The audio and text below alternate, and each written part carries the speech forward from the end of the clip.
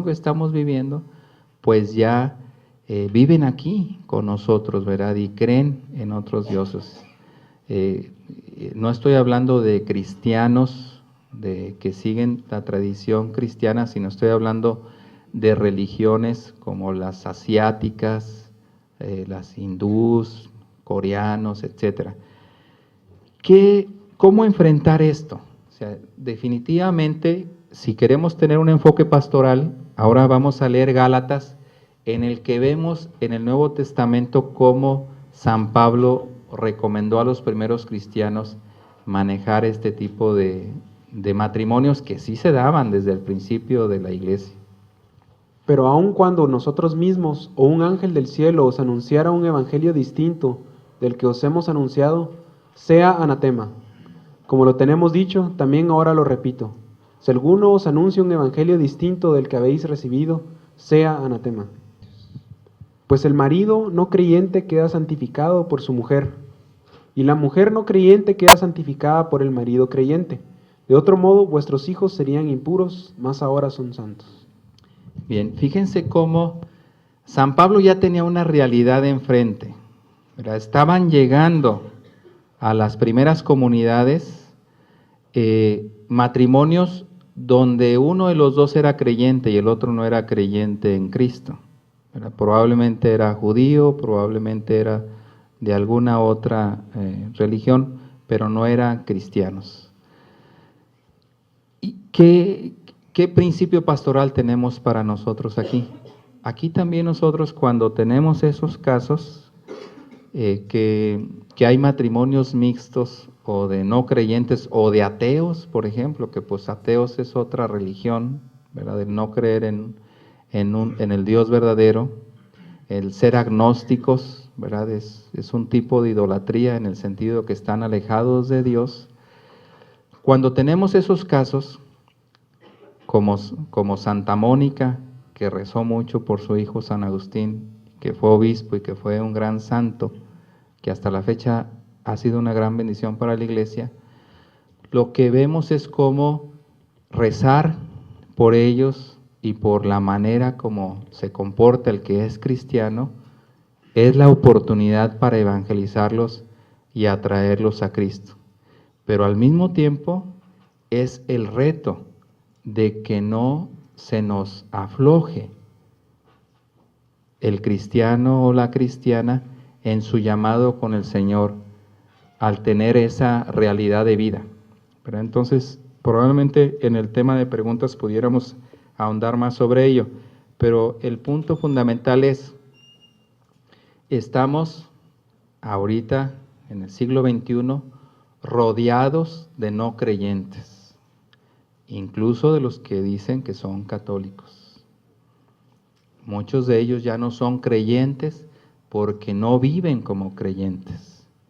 Y si no vives como piensas, acabas pensando como vives. Entonces, en la práctica, observamos que no son creyentes.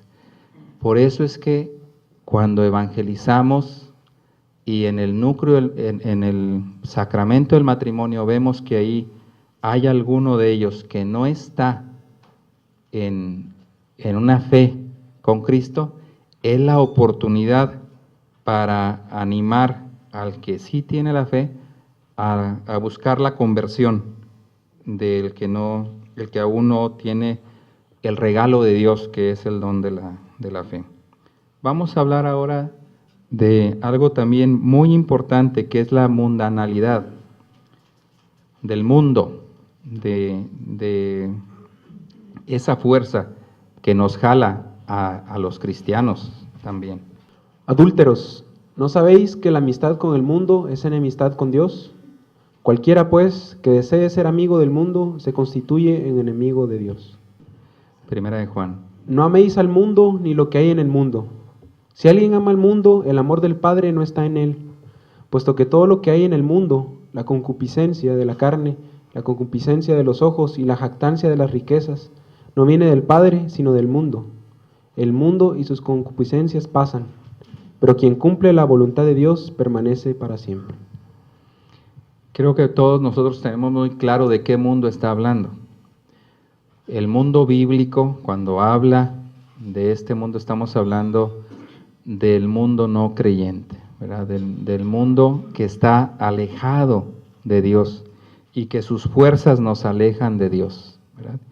Y que tienen muchas armas para ser dominantes y para tenernos a nosotros los cristianos como minorías en la sociedad.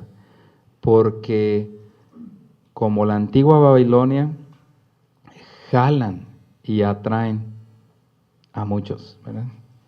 Entonces, ahí el Señor nos pide que no seamos adúlteros, ¿verdad? Que no vivamos con doblez, que no vivamos como los que viven en el mundo. Y nos hace una previsión muy concreta en 1 Corintios 5, 9 al 11. Al escribiros en mi carta que no os relacionarais con los impuros, no me refería a los impuros de este mundo en general o a los avaros, a ladrones o idólatras. De ser así, tendríais que salir del mundo. No, os escribí que no os relacionarais con quien, llamándose hermano, es impuro, avaro, idólatra, ultrajador, borracho o ladrón. Con esos ni comer. Fíjense aquí, qué importante es esta parte que dice aquí. No os relacionáis con quien llamándose hermano, ¿verdad? Porque está muy claro que los que no son cristianos, pues está muy clarita la línea, ¿verdad? De cómo viven. La línea tenue es aquel que dice que es creyente, que incluso va a misa los domingos o hasta puede ir más días, pero que en sus actos y en su forma de pensar, en su forma de actuar, nos está mostrando que vive más como los que viven en el mundo. Vive de manera impura, avara, idolátrica, ultrajador, borracho o ladrón, ¿verdad? Y aquí entramos al terreno que les decía de la idolatría en el sentido amplio, ¿verdad? El Señor nos invita a guardar distancia, una cierta distancia que nos previene de caer en ese mal, pero también es una cierta distancia que nos da la oportunidad de evangelizarlos, que nos da la oportunidad de ser testigos, que nos da la oportunidad de estar ahí cuando nos necesiten, ¿verdad? Porque algunos de ellos en su lecho de muerte se han convertido. Algunos de ellos con una quiebra financiera se han convertido. Algunos de ellos con una enfermedad, con una pena moral, con algo que les pasa en su vida, el Señor ha tocado su corazón y nos ha mandado a algunos de nosotros como mensajeros, como ángeles, a hablarles del Señor. Por eso es una sana distancia en la que nos previene del mal, pero también nos deja listos para evangelizar. Bien, vamos a entrar directo al tema de las imágenes. Tened mucho cuidado de vosotros mismos, puesto que no visteis figura alguna el día en el que el Señor os habló en el Horeb de en medio del fuego. No vayáis a pervertiros y os hagáis alguna escultura de cualquier representación que sea, figura masculina o femenina, figura de alguna de las bestias de la tierra, figura de alguna de las aves que vuelan por el cielo, figura de alguno de los reptiles que serpean por el suelo, figura de alguno de los peces que hay en las aguas debajo de la tierra. Cuando levantes tus ojos al cielo, cuando veas el sol, la luna, las estrellas y todo el ejército de los cielos, no vayas a dejarte seducir y te postres ante ellos para darles culto.